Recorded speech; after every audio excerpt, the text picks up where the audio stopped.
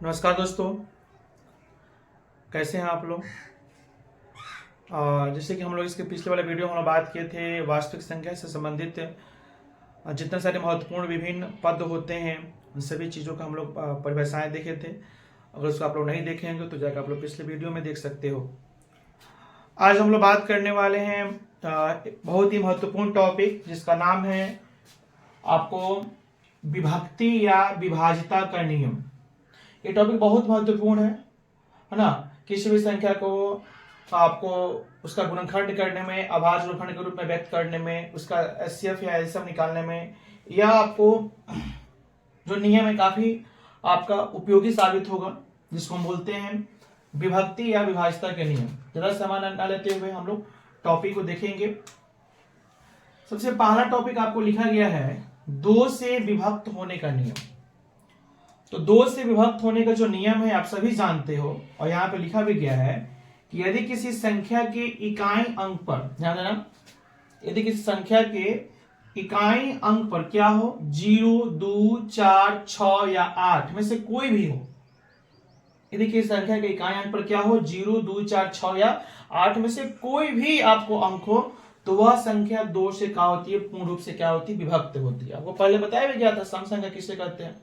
वैसी संख्या जिसके इकाई स्थान पर 0, 2, 4, 6, 8 हो, वह दो से आपको पूर्णतः आपको विभाजित होती है नहीं, वह संख्या सम संख्या होती है। और वहीं आपका दो का क्या है, विभाजिता का नियम भी है, ठीक है ना, कि जिसके इकाई स्थान पर 0, 2, 4, 6 या 8 में से कोई भी हो।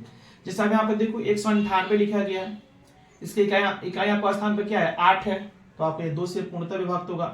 2574 लिखा गया है, इसके इकाई स्थान पर क्या आपको 4 है।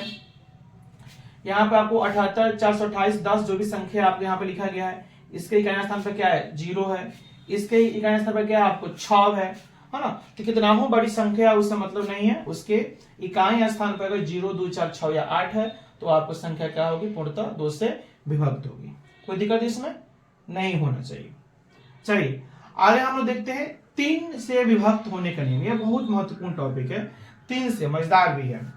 3 से विभक्त होने का नियम क्या कहता है, ध्यान देंगे कि यदि दी गई संख्या, देखना ध्यान से देखना, कि यदि दी गई संख्या के सभी अंकों का योग, जो भी आपका संख्या दिया गया है उन सभी जो मतलब जो भी आपको संख्या दी गया है उस संख्या के जितना सारे आपको अंक है उन सभी अंकों को क्या कर दो, जोड़ दो, ठीक है ना। जो भी आपको संख्या दिया गया है उस संख्या के सभी अंकों को जोड़ने पर जो आपका संख्या बनेगा, अगर वह 3 से क्या हो, पूर्णतः क्या हो, विभक्त हो, तो समझिए कि जो आपको संख्या मेन जो संख्या दिया गया है वो भी क्या होगी, आपको 3 से क्या होगी, पूर्ण रूप से क्या होगी, विभक्त होगी, ठीक है ना। यदि दी गई संख्या के सभी अंकों का योग उसे पूर्ण रूप से क्या करती है, यदि दी गई संख्या के सभी अंकों का योग 3 से, यहां पे 3 है, 3 से पूर्ण रूप से विभाजित हो तो वह संख्या भी क्या होगी, पूर्णतः आपको विभक्त होगी। जैसे मैंने बोला, जैसे यहाँ पे देखो 72 है, यहाँ पे क्या आपको 72 है, तो पहले 72 को तुम क्या करो ना कि इसके अंक को जोड़ दो, इसका जो भी अंक है उसको जोड़ दो, तो 7 2 कितना हो गया, 9। अब बताओ 9 क्या 3 से आपको विभाजित है कि नहीं है, तो 3 3 9 कट जाएगा। इसका मतलब यह हुआ कि 72 भी आपको क्या हो जाएगा, 3 से आपको पूर्णतः विभाजित हो गया। यहाँ पे 471 लिखा गया, इसके सभी अंकों को जोड़ो, कितना होगा, 4 7 11, 11 कितना हो गया, 12 होगा ना। क्या 12 3 से आपको विभाजित है, तो हाँ 3 चौका 12 आपको कटेगा। इसका मतलब यह हुआ कि 3 से 71 भी क्या आपको 3 से क्या है, पूर्णतः विभक्त है। यहाँ पर देखो 2304 है, इसके सभी अंकों को जोड़ो, 2 3 5, 5 0 5, 5 4 कितना होगा, 9, और 9 आपको 3 से विभक्त है। इसका मतलब यहाँ पे 2304 भी क्या होगा, 3 से क्या होगा, पूर्णतः विभक्त होगा। यहाँ पे देखो 19 12 05 लिखा गया, इसको देखो, इससे सभी अंकों को योग निकालो, 1 9 10, 10 1 11, 11 2 13, 13 0 13, 13 5 कितना होगा, 18, 18 क्या 3 से डिविजिबल है, हाँ आपको 3 से कितना होगा, 18, या आपको 18 3 से कट रहा है, इसका मतलब ये भी आपको 3 से क्या होगा, पूर्णतः विभक्त होगा। इसका भी अंकों का योग निकालेंगे आप, 8 7 15, 15 9 कितना होगा, 24 से 25, 25 4 29, 29 और कितना 3 32 से कितना होगा, 33 हुआ, हाँ 3 से आपको कट जाएगा, 11 3 33 कट जाएगा। इसका मतलब ये भी हुआ कि आपको ये भी संख्या क्या होगी, आपको 3 से क्या होगी, पूर्णतः विभक्त होगा। समझ में आ रहा है ना, ठीक है ना। ये आपको 3 का समझ में, आपको 3 से विभक्त होने का नियम समझ में आया होगा। तो जो भी आपको संख्या है उस संख्या के सभी अंकों को जोड़ दो, जोड़ने पर जो संख्या बनेगा वो 3 से कट रहा है, मतलब समझो कि ये भी 3 से आपको कट गया। ठीक है, चलिए अब हम लोग आगे देखते हैं 4 से विभक्त होने का नियम। ठीक है ना, 4 से विभक्त होने का आपको नियम। ठीक है ना, तो देखो अगर कोई संख्या 4 से कटने का मतलब यह हुआ कि वो तो आपको अगर 4 से कट रहा है, इसका मतलब यह हुआ कि वह पहले ही रास्ते में क्या हो जाएगा, 2 से 2 बार कट जाएगा, क्योंकि 4 का मतलब होता है 2 दूना 4। तो जो क्या कहते हैं आपको 4 से कटने वाला होगा उसको आप शुरू में 2 से 2 बार काट सकते हो उसको। ठीक है ना, तो 4 से काट आपको उसको विभाजित करने की आवश्यकता ही नहीं है, लेकिन फिर भी है ना, आप देखो 4 से विभक्त होने का क्या नियम कहता है।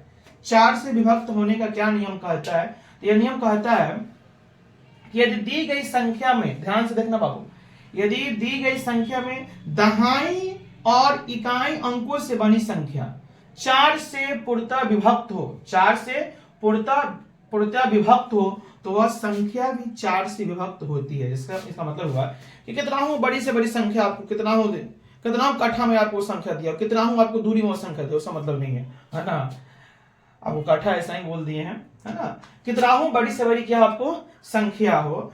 अगर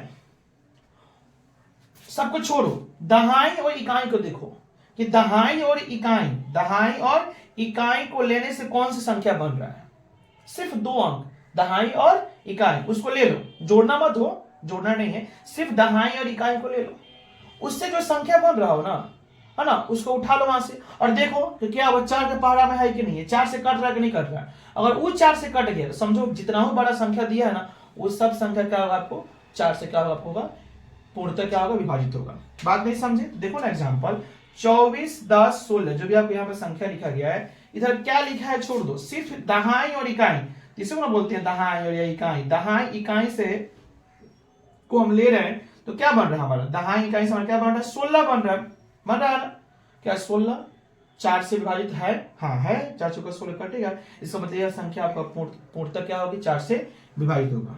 ठीक है, यह देखो 78, 12, 36 जो भी आपको संख्या है उसको छोड़ो, दहाई और इकाई कर लो, 36 है, 36 4 से आपको विभाजित है, इसका मतलब भी आपको क्या होगा 4 से आपको क्या होगा विभाजित होगा।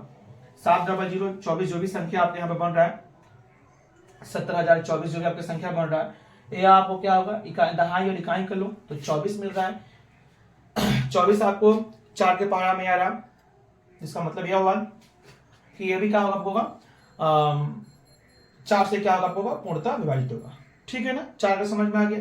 चलिए 2 3 4 हम पढ़ते 5। अच्छा आप बोलोगे कि एक कहानी बता रहे भाई, तो एक क्या हम बताएं, दुनिया की हर संख्या 1 से क्या होगी आपको पूर्णतः विभाजित होगी।